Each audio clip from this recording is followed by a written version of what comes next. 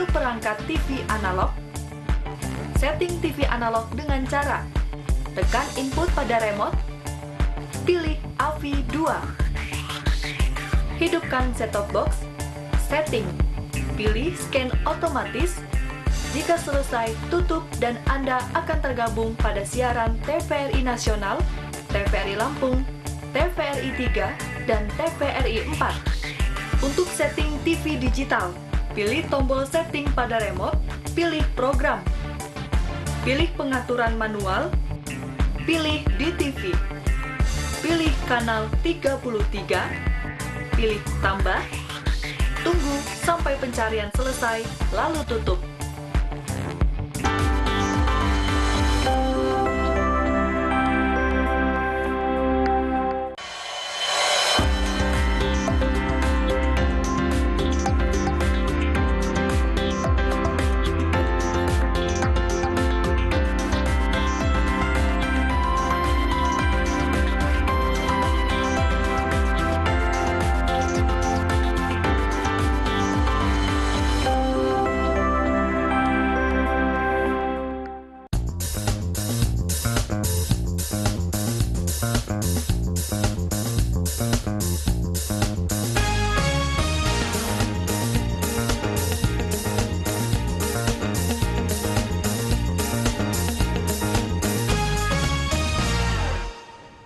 Assalamualaikum warahmatullahi wabarakatuh. Selamat sore pemirsa TVRI Lampung dimanapun Anda berada. Senang sekali saya Anggi Rahmat kembali menjumpai Anda dalam sudut pandang. Pemirsa, petang hari ini kita akan berbincang mengenai peluang ekspor UMKM di masa pandemi. Untuk itu kami telah mengundang 3 narasumber yang sudah hadir di studio pada petang hari ini.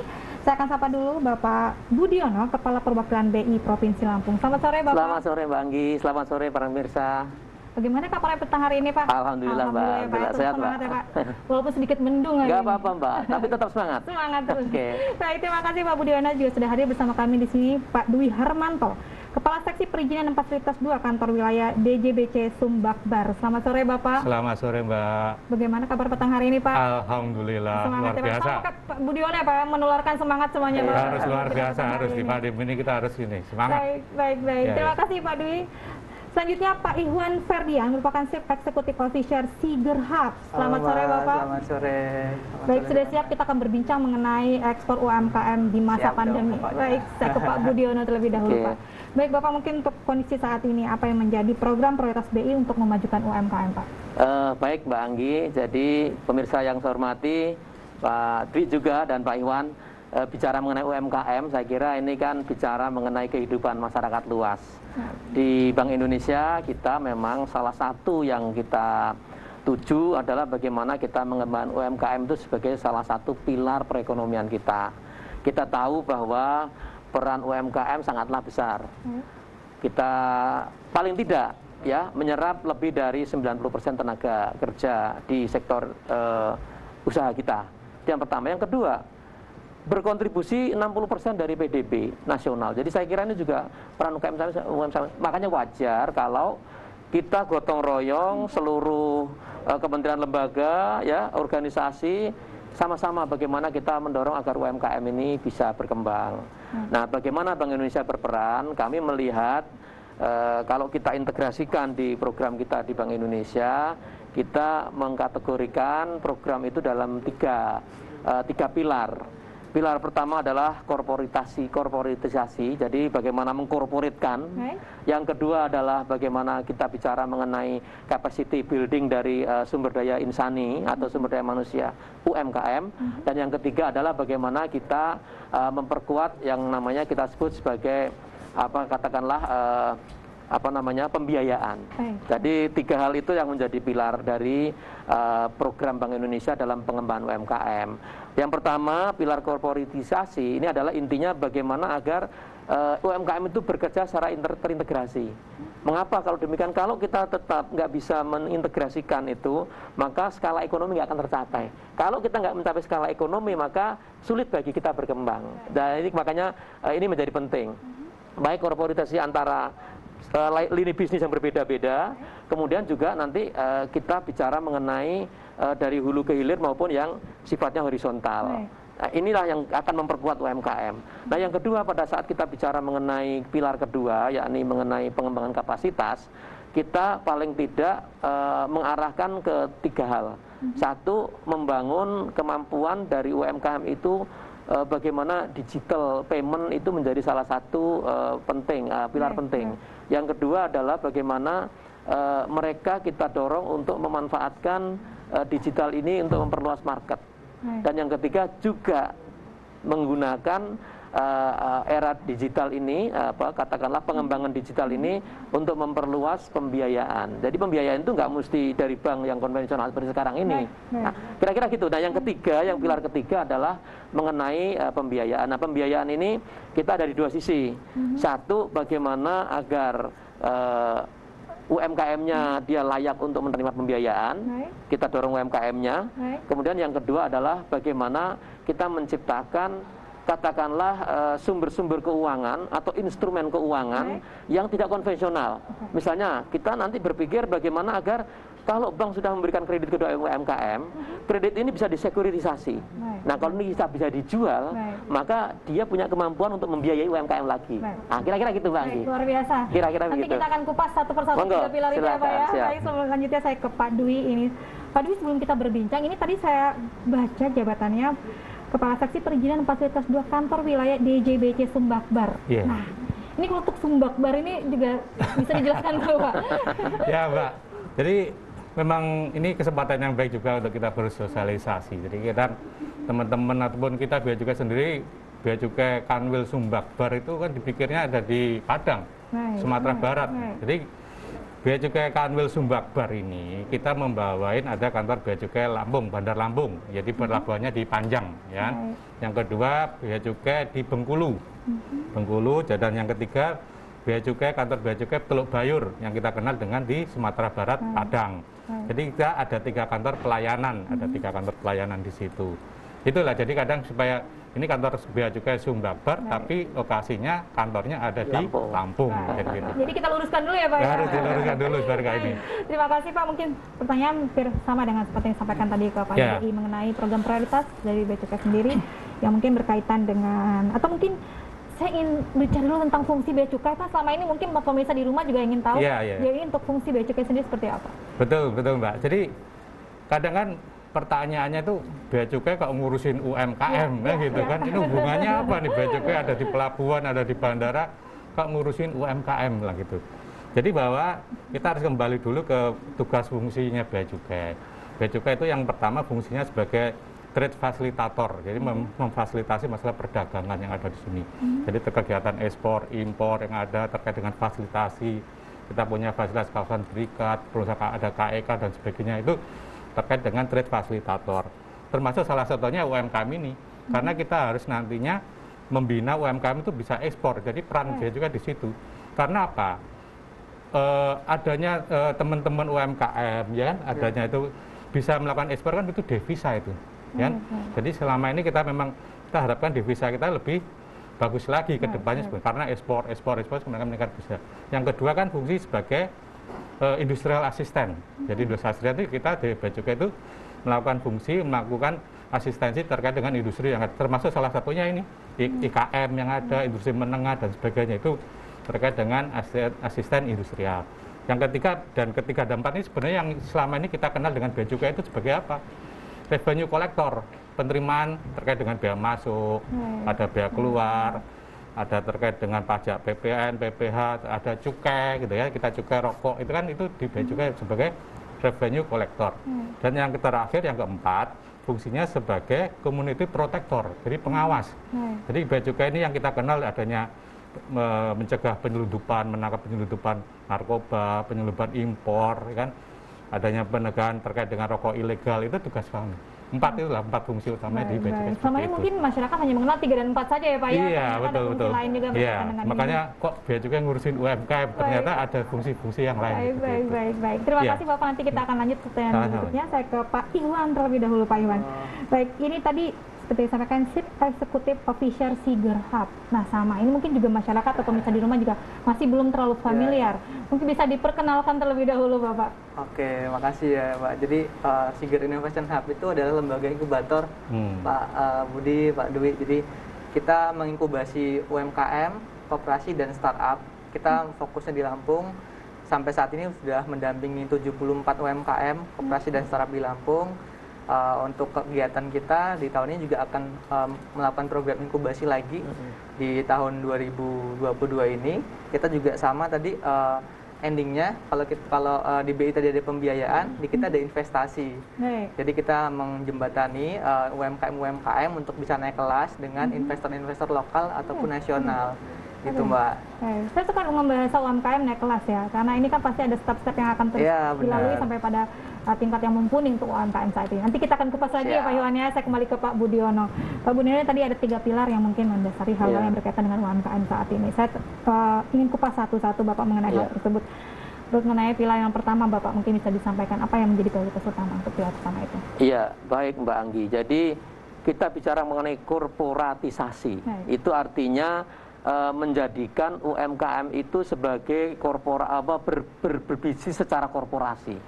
Artinya kita berpikir agar UMKM itu ya dia harus bergerak menuju ke penguatan kelembagaannya. Jadi lembaganya itu ada. Artinya arahnya ya kalau memang perlu harus dibentuk dalam bentuk PT ya PT gitu. Oh Pak, itu kan nanti jadi mahal. Enggak, kan pemerintah sudah banyak fasilitas pemerintah untuk mempermudah pembuatan badan usaha itu kan sudah segitu luasnya gitu. Nah, mengapa ini penting? Karena kalau kita nggak berpikir korporatisasi, maka kita hanya berpikir UMKM itu benar-benar akan sulit naik kelas. Dia begitu kita ngomong korporatisasi, maka kita melakukannya itu secara klaster, maka kita melakukannya itu secara integrasi, secara horizontal. Yang bisnisnya sama, kita jadikan satu, kita dekatkan, sehingga ada efisien, ada skala ekonomi, ekonomi of skill-nya tercapai, juga vertikalnya. Jadi pada waktu kita melihat, katakanlah ada pengrajin yang katakanlah ini petani yang ngomongin masalah dia punya kelapa, ya kalau kita mau ngomongin dia sejak hasil kelapanya, batoknya, sabutnya itu kalau bisa kita jadikan sebagai satu kata bisnis ya, itu maka akan lebih maju. Nah itu kita bicara mengenai korporatisasi. Nah korporatisasi itu lebih kepada penguatan kelembagaan. Jadi kalau kita hanya sendiri-sendiri, maka dia akan sulit. Tapi begitu kita bicara mengenai korporatisasi, maka Bank Indonesia pun pada waktu kita melakukan pembinaan dan pengembangan, arahnya adalah per klaster, bukan individu. Kalau per klaster kan kita bisa menghit banyak orang, kira-kira gitu. Maksudnya bisa mengambil banyak orang. Itu yang nomor satu, Mbak Anggi. Kira-kira fondasinya dulu yang betul. Jadi itu kita lakukan. Badan usaha yang menjadi betul. Utama. Iya. Bapak. Saya ambil contoh segini, Mbak Anggi. Pada waktu kita bicara mengenai bagaimana kita mengembangkan petani kecil yang lahannya sedikit, ya dia nggak akan impas sampai kapanpun karena biaya produksinya akan mahal.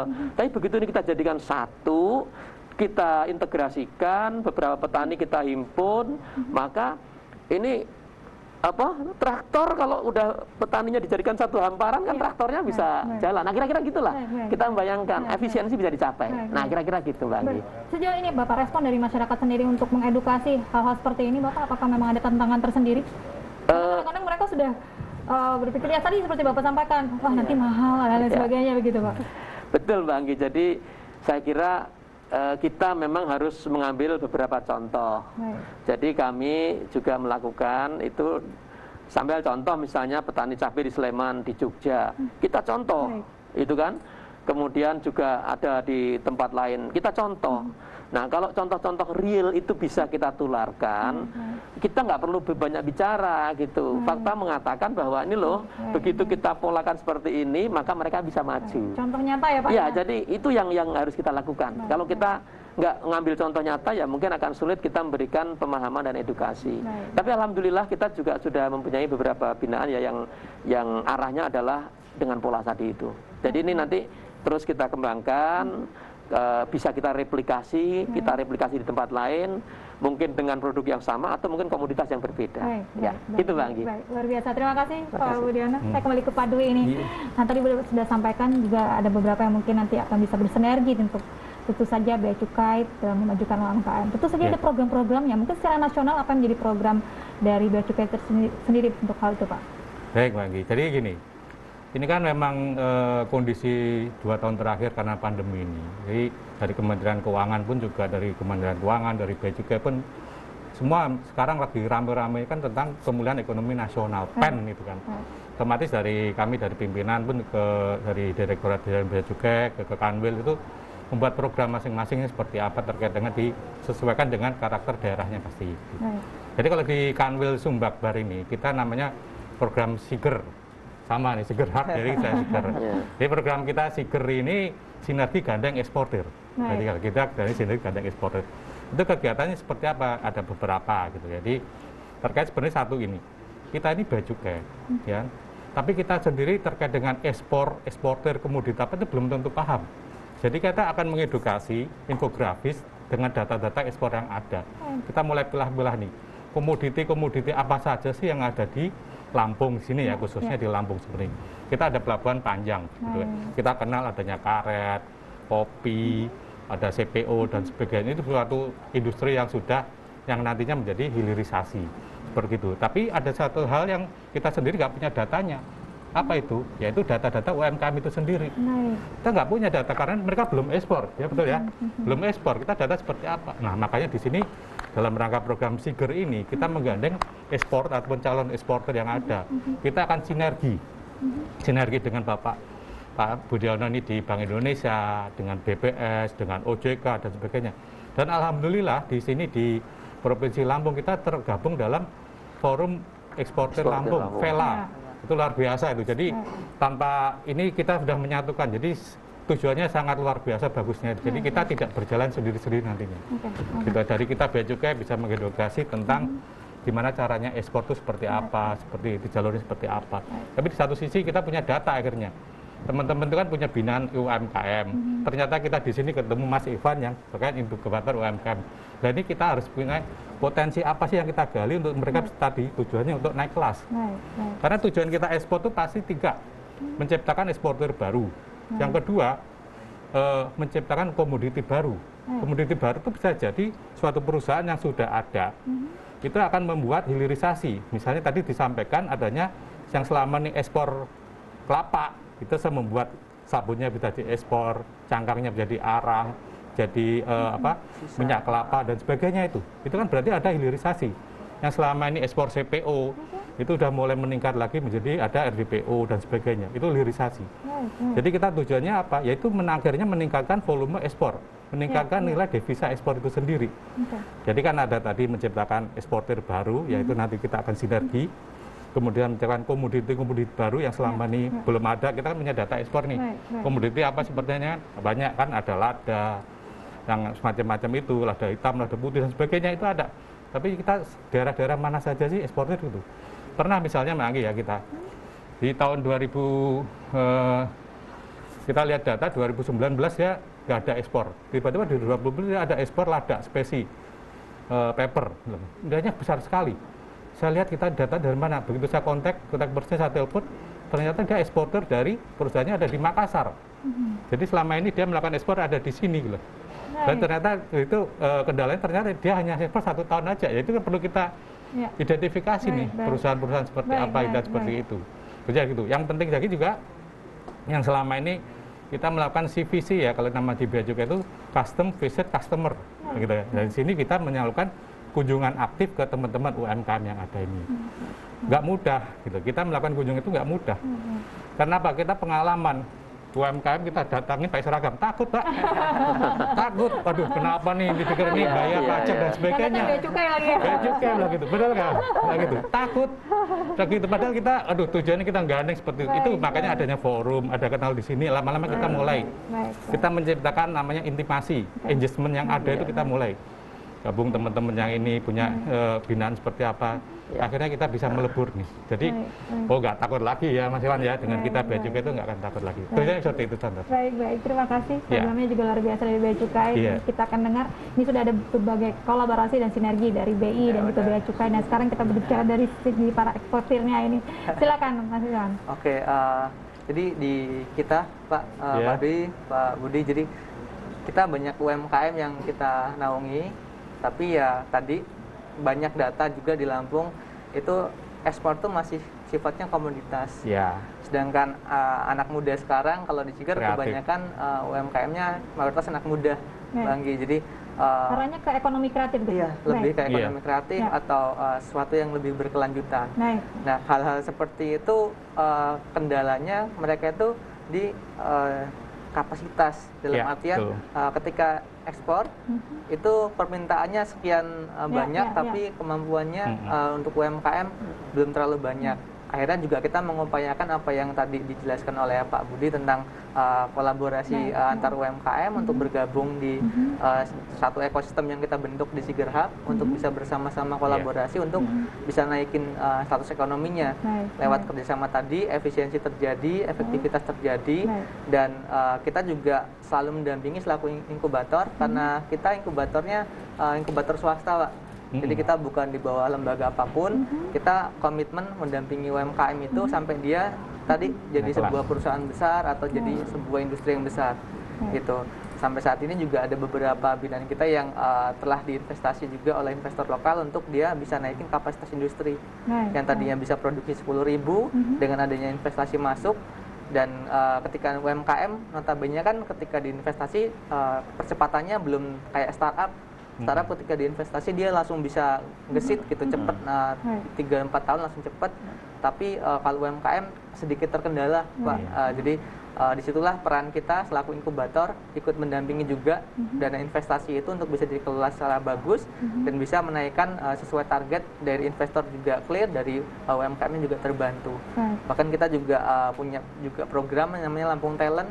Kita menyediakan talent-talent berkualitas untuk UMKM karena faktanya di lapangan, Pak, UMKM nyari SDM tuh sulit gitu. SDM lulusan universitas tuh orientasinya udah pengen masuk BI sama masuk bea cukai gitu.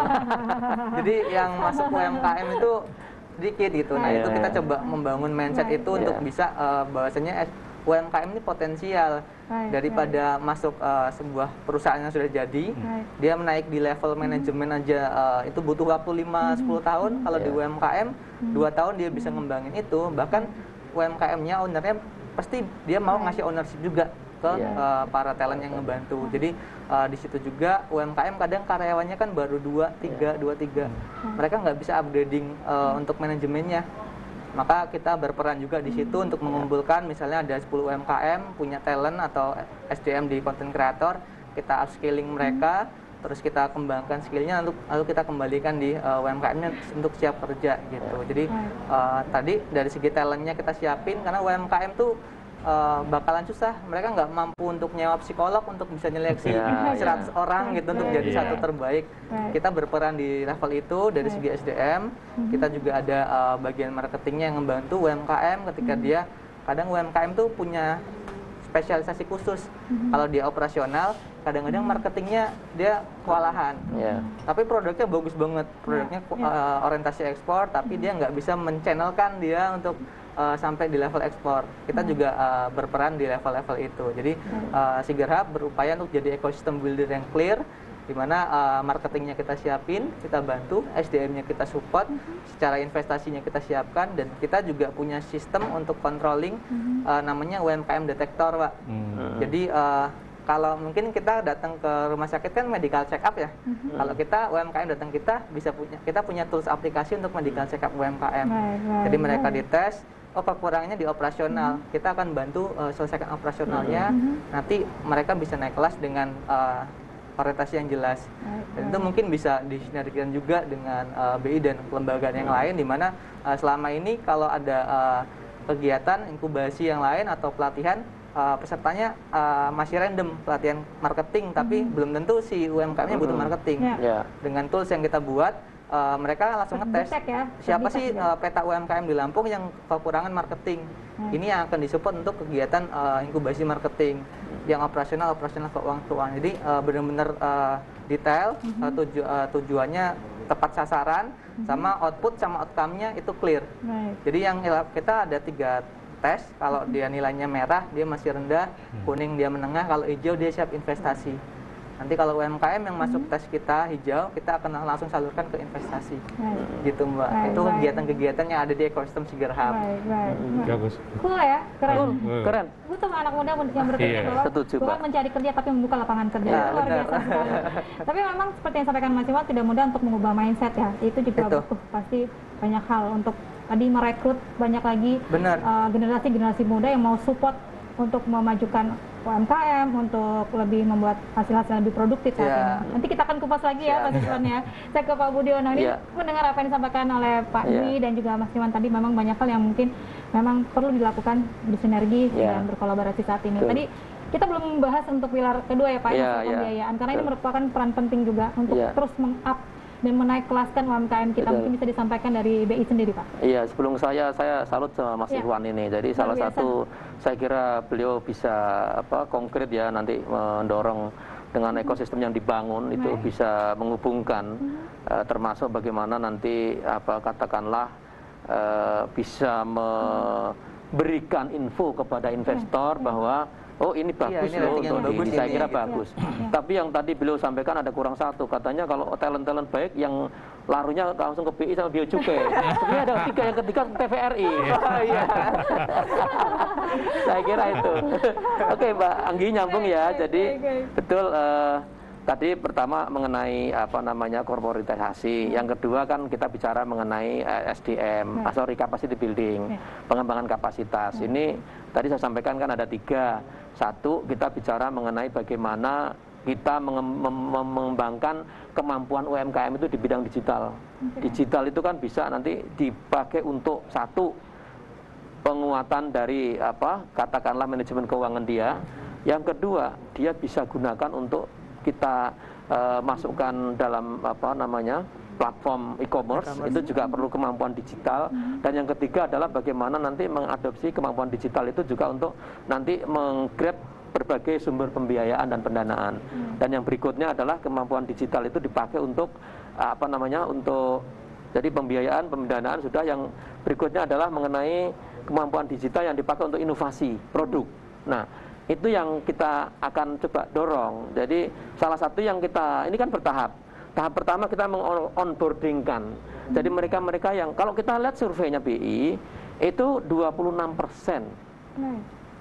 Hanya 26% dari UMKM kita itu yang produknya dimasukkan ke platform e-commerce. Artinya kan masih ada peluang bahwa yang lain-lain itu masih ada potensi untuk kita masukkan ke e-commerce. Melalui e-commerce itulah kita kembangkan volume penjualannya gitu.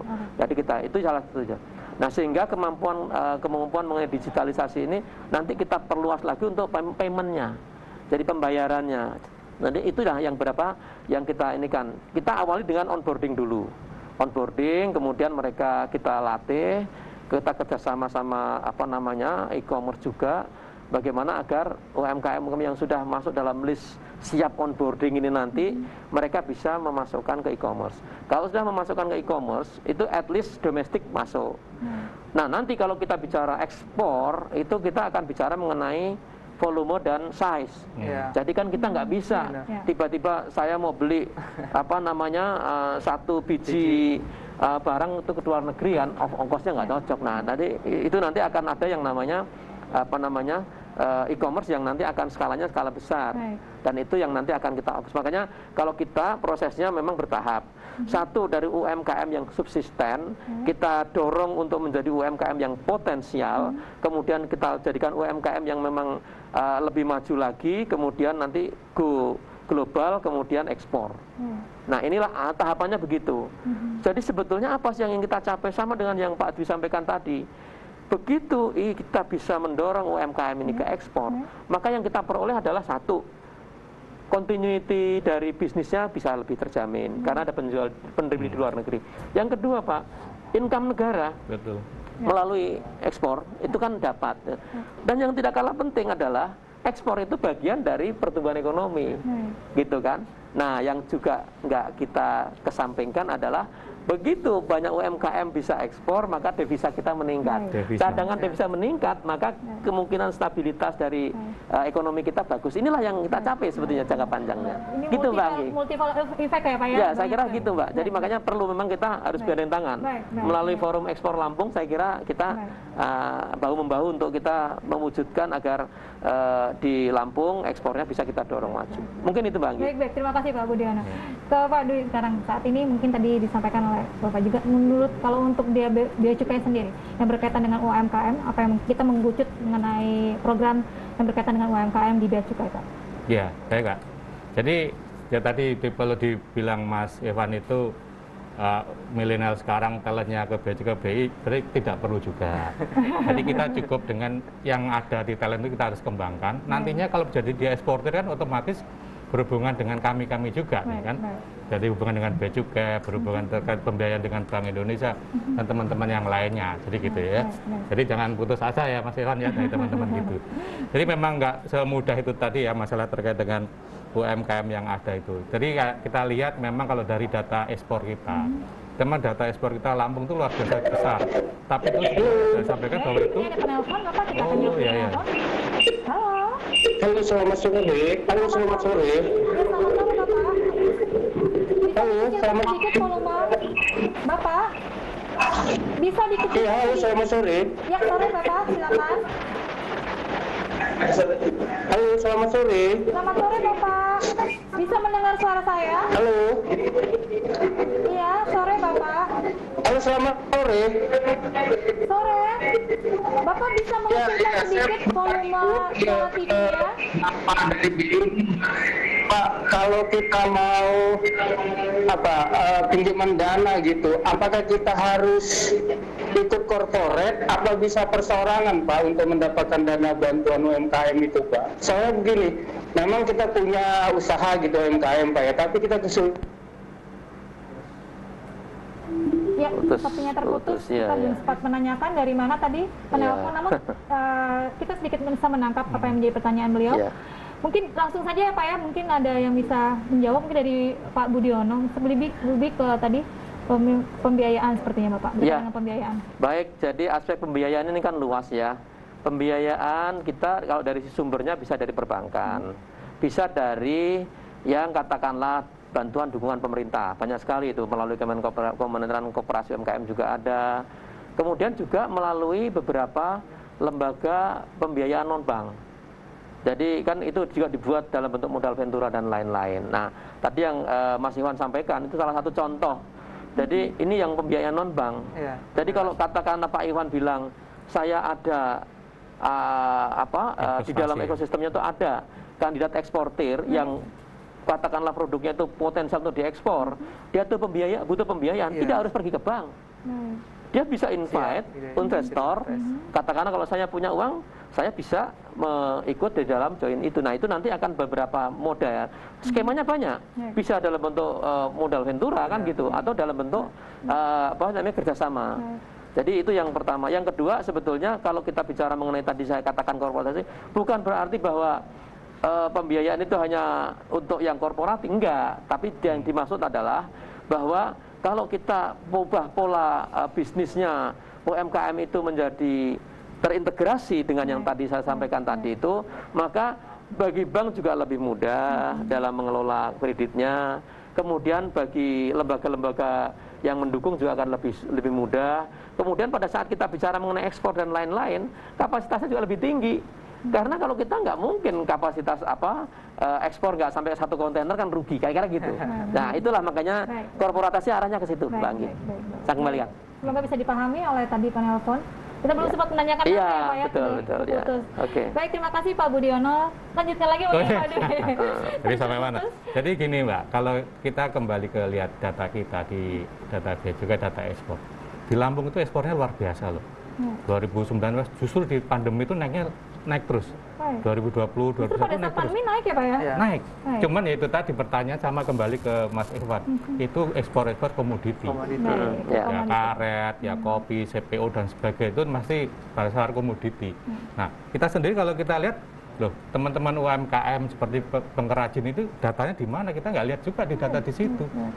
Kan gitu. Jadi kalau kita lihat kemana ekspornya dia, bisa jadi karena size itu tadi, karena ukuran harus karena nggak sampai 1 kontainer yang disampaikan tadi, bisa jadi dia lewat Cengkareng, lewat Soekarno-Hatta, lewat kantor pos yang sifatnya di bawah 100 kilogram itu. Jadi barang-barang itu kadang justru nggak terdeteksi di data bea cukai yang ada di sini karena tidak ada di kontainer, kecuali nanti bisa tadi ya bersatu teman-teman UMKM terkait dengan ini ada ekspor barang yang 1 kontainer full misalnya itu bisa itu baru kelihatan seperti itu. Jadi seperti itu. Jadi ini memang ya saatnya sekarang memang kita harus kolaborasi baik dari stakeholder yang ada, dari instansi yang ada maupun juga teman-teman UMKM yang ada ini. Jadi mereka dari sinergi dengan teman-teman kita di Vela itu nantinya Mbak Ewan ya. Jadi kita bisa tingkatkan itu kesulitan-kesulitan seperti apa justru karena itu bisa jadi menemukan pasar baru. Itu luar biasa nantinya begitu. Dan akhirnya tujuan itu tadi volume akan naik gitu. Kita jangan sampai menciptakan eksportir baru, komoditi baru tapi hanya sekali ekspor. Yang bisa continue terus menerus terus. Jadi, karena itu nanti menjadikan success story-nya teman-teman UMKM ini. Mungkin itu aja, Mbak. Baik, terima kasih Pak Dwi, Mas Ikhwan ya. Ikhwan. Baik Mas Ikhwan, seperti yang disampaikan bahwa yang akan menjadikan produk-produk ini tadi menjadi satu dulu ya Pak yang baru bisa diekspor. Nah, untuk jenis produk sendiri apa saja saat ini? Sebenarnya kalau di Lampung tadi ya data nggak mungkin bohong, komunitas tuh udah banyak banget ya Pak potensi ekspor. Cuman kembali lagi ya tadi kalau UMKM binaan-binaan kita juga beberapa basic ekspornya masih pakai kayak travel, pakai belum sampai sekontainer karena tadi UMKM tuh terkendalanya misalnya kalau ekspor tuh misalnya 1 kontainer. Support sistemnya tuh harus banyak, Mbak. Jadi harus ada dananya double.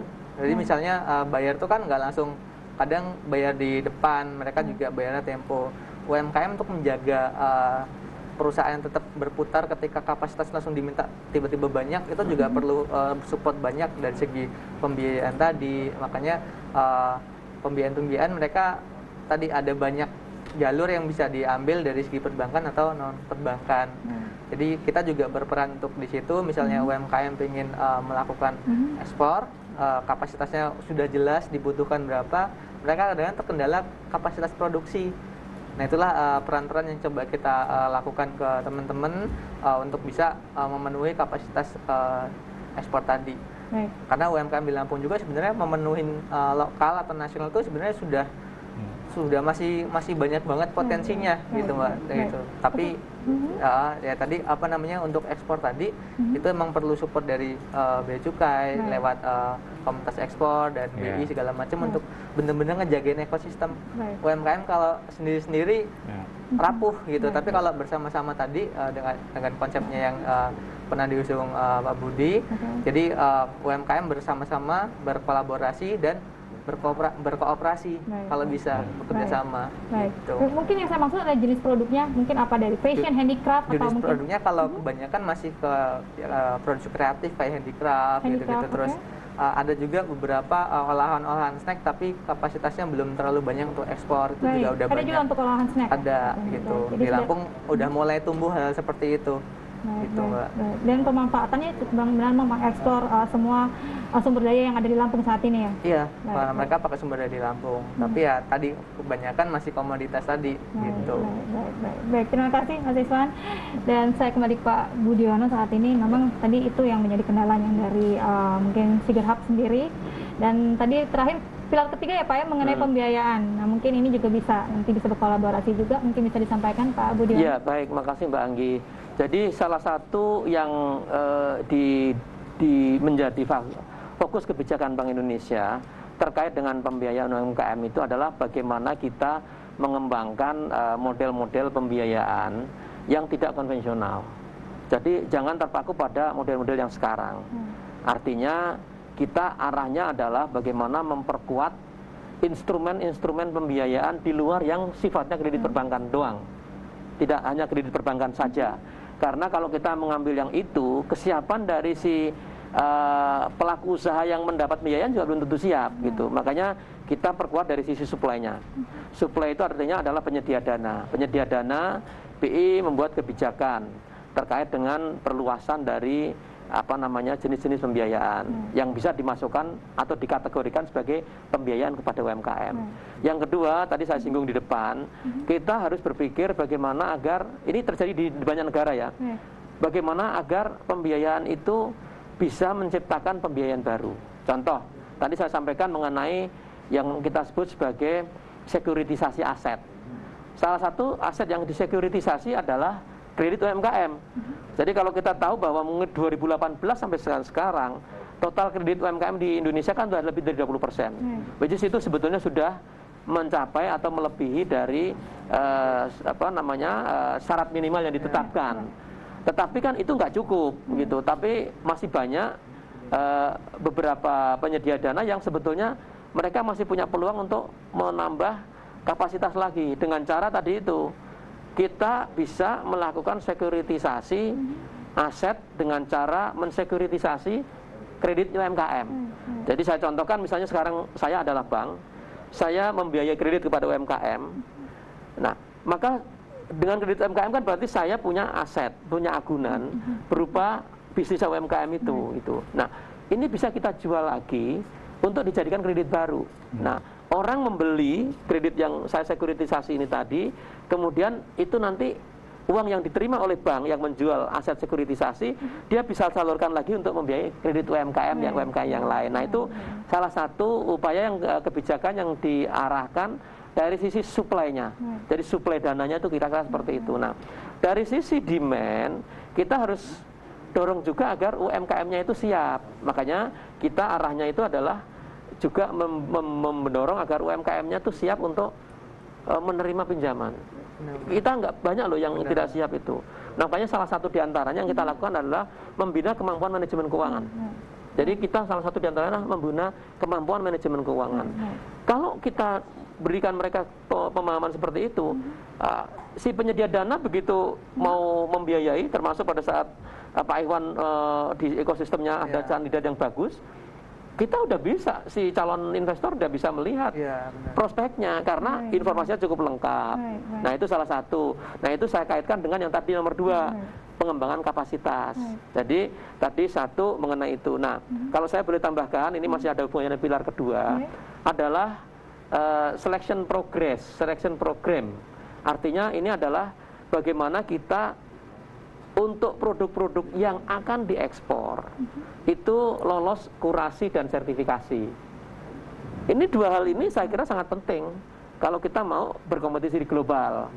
Jadi saya ambil contoh misalnya, kita pada waktu ada pameran, kita kan punya BI di perwakilan Singapura, kita perwakilan mendatangkan sejumlah kopi dari berbagai daerah di Indonesia, termasuk kopi Lampung. Kita datangkan di sana. Banyak pembeli yang akan membeli, pengusaha-pengusaha di sana yang akan membeli. Nah, di situ kita benar-benar teruji bahwa memang sertifikasi dan kurasi ini penting. Jadi barang yang kita sodorkan ke mereka, kita propose ke mereka, benar-benar sudah memenuhi kualifikasi yang mereka harapkan.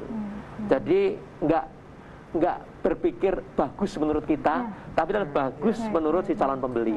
Nah, itulah dua program yang memang masuk dalam pilar kedua, yakni penguatan kualitas barang melalui sertifikasi dan kurasi. Nah, yang kita lakukan adalah kita membantu mereka agar bisa mendapatkan sertifikasi. Karena itu juga salah satu modal penting.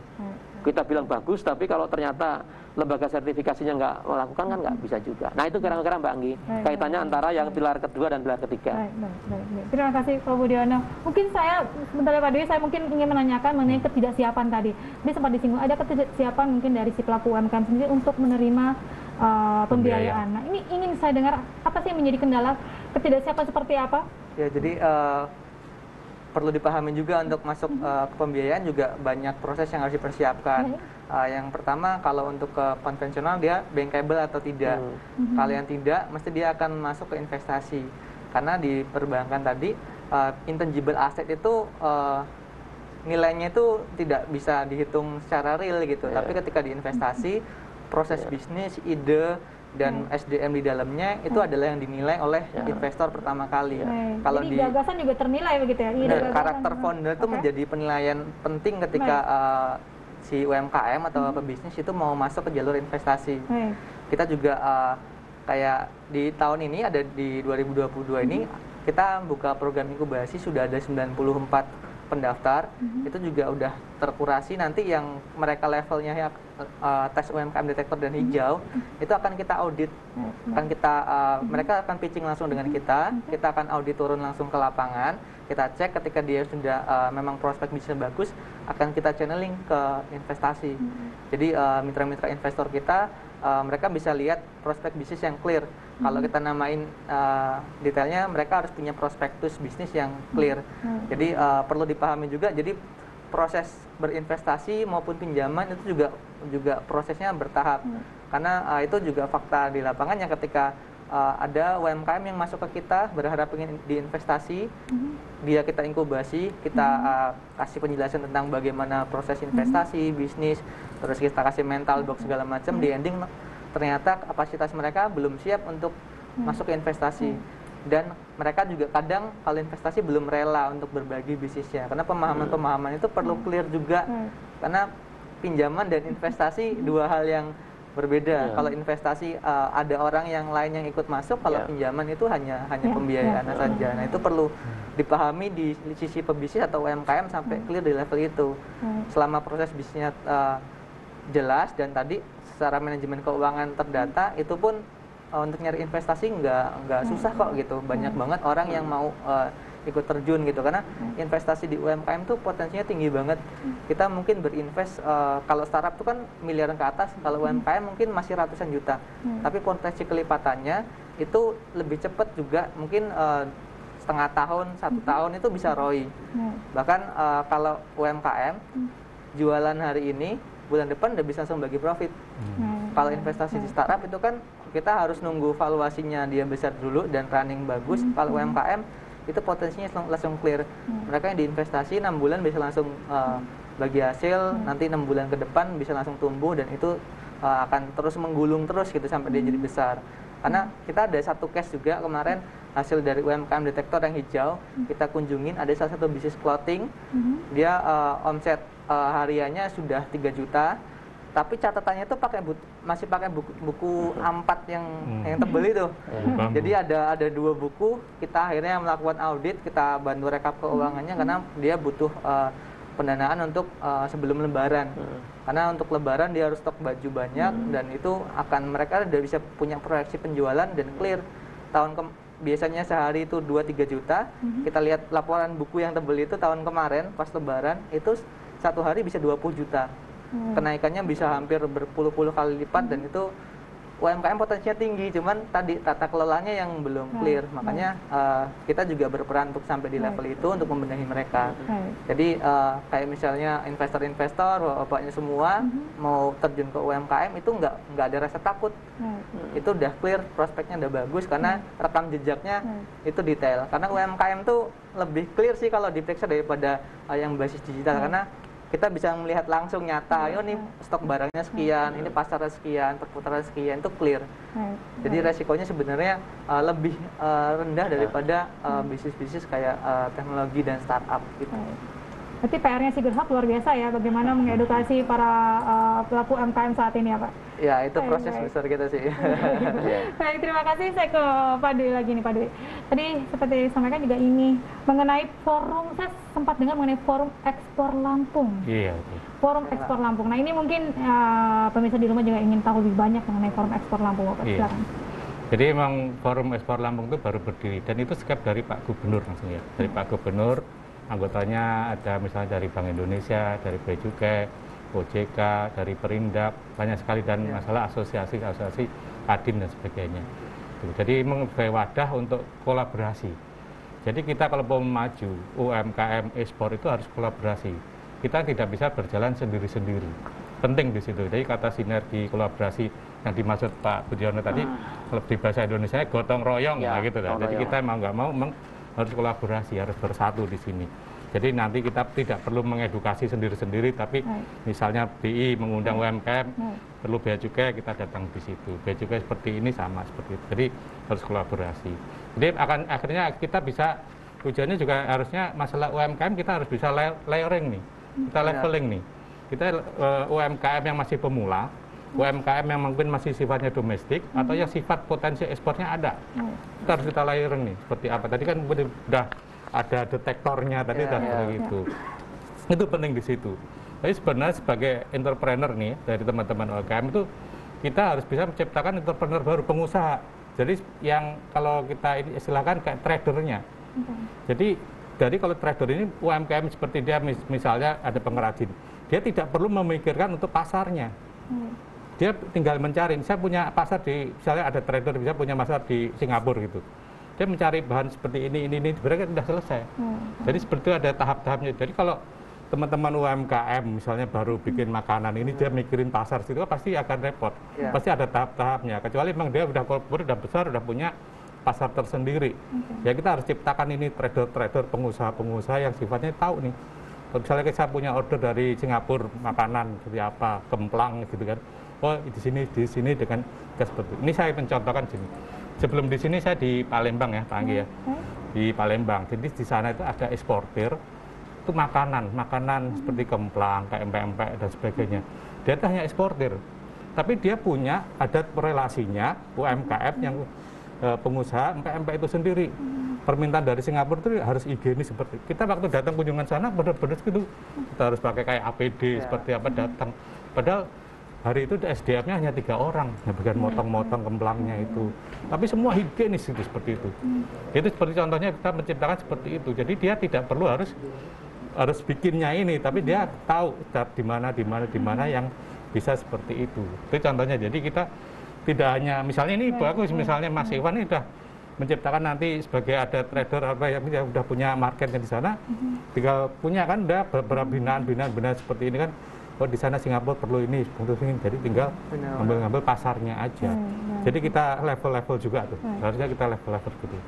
Jadi memang tadi kembali ke forum ekspor itu baru berdiri dan di sini kita sebenarnya mulai ada beberapa kali udah pertemuan. Jadi nanti kita di tahun 2022 ini udah mengajukan program kerjanya. Nanti kita dileburkan di situ yang bisa beririsan seperti apa, yang bisa dikolaborasi seperti apa, karena berjalan bareng nih. Jadi konsepnya seperti itu. Jadi emang itu udah luar biasa, itu udah program luar biasa dari Pak Gubernur ya. Jadi seperti ini kita tidak pusing-pusing lagi. Dari saya sendiri udah mulai ke UMKM mana sih, kita tinggal situ. Jadi dari situ sebenarnya di Bea Cukai sendiri kan tahun 2022 ini kita udah harus aktif gitu. Jadi ceritanya untuk UMKM itu harus kita datangin, kita edukasi. Jadi Bea Cukai juga ikut jemput bola begitu. Betul, ya, ini sekarang kita tidak boleh menunggu. Kita punya klinik ekspor. Ya selama ini klinik ekspor kita ada di kantor pelayanan, kalau orang datang nanya gitu kan. Sekarang enggak, kita harus datangin lagi ke teman-teman temannya Pak Iwan dan teman-teman yang lainnya, kita harus datangin. Ada kendala-kendala seperti apa. Karena memang tidak hanya masalah tadi yang disampaikan Pak Budiono sertifikasi. Tapi jangan sampai teman-teman ini ekspor tapi barang-barang yang dilarang. Asal barangnya larangan gitu. Harus ini loh nggak boleh. Dan sampai tiba-tiba dengan semangatnya dia mengekspor tapi begitu sampai Cengkareng ditahan, dibalikin. Kita harus diedukasi. Sosialisasikan saat ini ya Pak. Betul. Ya. Betul gitu Pak. Baik. Terima kasih Pak Dwi. Saya ke Pak Budiono. Tadi Pak Dwi sudah menyampaikan mungkin salah satu juga edukasi dari Bea Cukai menyampaikan produk-produk yang mungkin dalam tanda kutip dilarang begitu. Nah, tadi Bapak sempat menyinggung mengenai sertifikasi. Berarti memang ada standar-standar yang mungkin akan diterapkan untuk produk-produk yang akan melakukan ekspor. Apakah juga BI memberikan pemetaan juga ataupun bagaimana karakteristik produk yang mungkin lebih diinginkan misalnya untuk pasar Singapura, tadi Bapak ambil contoh, atau mungkin untuk pasar Asia atau pasar apa juga. Ini kan juga informasi yang mungkin sangat dibutuhkan oleh para UMKM untuk melakukan pengembangan produk. Pak. Apakah BI juga bisa melakukan hal untuk menginformasikan hal tersebut? Ya, baik Mbak Anggi. Jadi salah satu yang kita lakukan itu adalah mempertemukan antara produsen, dalam hal ini pengusaha kita domestik kita, dengan para calon pembeli di luar. Nah ini sebagai salah satu sumbangsihnya BI, terutama kita di daerah dengan yang di luar negeri. Jadi makanya kita secara berkala di kantor Bank Indonesia di Singapura, kantor Bank Indonesia yang ada di London, kemudian juga ada di New York, serta Beijing dan Tokyo. Secara berkala kita bikin forum. Forum, jadi nanti dari kita, dari katakanlah PI Lampung, PI Palembang, itu apa yang akan dipropos untuk kita tawarkan produknya kepada sana. Kemudian nanti kawan-kawan kita yang ada di kantor perwakilan luar negeri, mereka menyiapkan meetingnya itu. Jadi dengan kerjasama dengan kadin setempat, artinya kadin di negara-negara masing itu,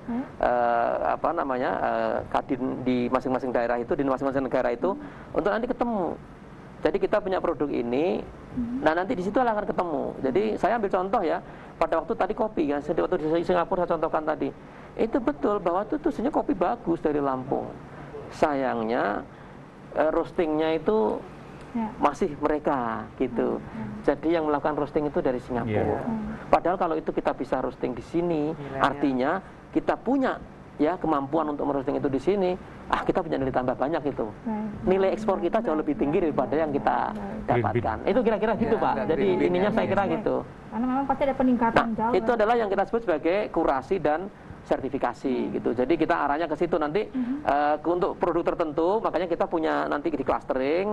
Maka kalau kita udah tahu bahwa yang mereka minta adalah seperti ini, contohnya kain kan di beberapa daerah juga punya produksi kain tuh.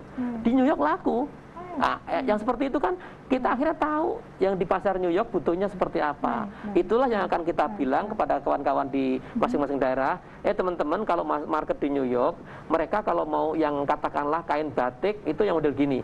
Kalau mau yang namanya apa kalau Palembang namanya? Songket, itu kayak gini. Mereka laku di komunitas tertentu. Nah, itulah ketemulah mereka antara yang diharapkan oleh mereka dengan apa yang di-provide oleh masing-masing daerah. Nah, gitu kira-kira Mbak Anggi.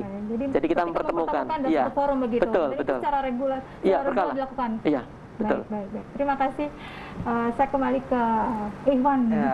Saya pengen Mas Pak karena masih muda ya. Berarti generasi muda ini memang punya banyak peran saat ini. Seperti yang disampaikan oleh Pak Budi tadi, berarti memang BI sendiri sudah menetapkan sertifikasi dan lain sebagainya. Nah, ini juga satu PR juga ya, bagaimana sekarang UMKM bisa memenuhi hal-hal yang sudah disampaikan oleh Pak Budiono. Nah, ini ingin tahu program dari Sigir Hub sendiri mengenai hal itu. Ya, jadi sertifikasi itu kalau mandiri itu alangkah repot UMKM untuk memproses itu. Gitu. Jadi mereka juga butuh support dari lembaga-lembaga yang lain untuk bisa mereka sampai di level itu. Dan mungkin kalau misalnya dari Bea Cukai, dari BI bingung untuk misalnya outcome-nya itu mau seperti apa. Itulah peran yang Sigir lakukan untuk menjaga outcome UMKM itu bukan hanya temporary 1 tahun atau 3 hari atau 1 bulan, 2 bulan, tapi kita akan membangun mereka sampai besar karena kita adalah swasta, bukan lembaga di bawah suatu instansi tertentu. Jadi kita untuk mendampingi UMKM itu kita komitmen sampai UMKM yang besar. Karena apa? UMKM itu nantinya juga akan jadi mentor, akan mengedukasi untuk UMKM baru. Jadi roda ekonominya, ekosistemnya akan terus berputar. Bahkan nanti ketika dia besar, dia akan ikut berinvestasi untuk adik-adiknya nanti di batch-batch seterusnya. Kayak contoh kita di 2022 ini akan menerima paling kurang lebih hanya 20 peserta inkubasi, tapi sampai sekarang yang pendaftaran dari 94. Itu berarti kurang lebihnya 70-nya kita bingung tuh mau dikolaborasikan dengan siapa. Dan mereka itu adalah potensi-potensi tadi trader muda, pengusaha muda, UMKM muda yang berkontribusi atas tenaga kerja yang paling besar di Indonesia, berkontribusi juga dengan PDB. Dan dia karena berangkat dari anak muda, visi-visi digitalisasi UMKM mereka sudah siap semua. Tapi tadi karena anak muda perlu support juga dari lembaga-lembaga atau yang lebih sudah punya pengalaman untuk mengedukasi bahwasanya pasar tuh adanya seperti ini, maunya seperti ini, karena pemahaman mereka perlu dijaga, perlu diarahkan untuk bisa sampai di level itu. Gitu, Pak. Baik, terima kasih Mas Iswan, Pak Budiono dan Pak Dwi sudah di studio pada petang hari ini. Semoga perbincangan kita ini benar-benar bisa mengedukasi para pemirsa yang ada di rumah saat ini berkaitan dengan ekspor UMKM. Terima kasih Bapak. Terima kasih, sama-sama Mbak Anggi. Terima kasih. Terima kasih. Baik, misal demikian tadi bincang-bincang kita pada sudut pandang. Saksikan terus sudut pandang dengan topik-topik menarik lainnya. Saya Anggi Rahmat beserta kru yang bertugas mohon diri dari hadapan Anda. Terima kasih. Wassalamualaikum warahmatullahi wabarakatuh.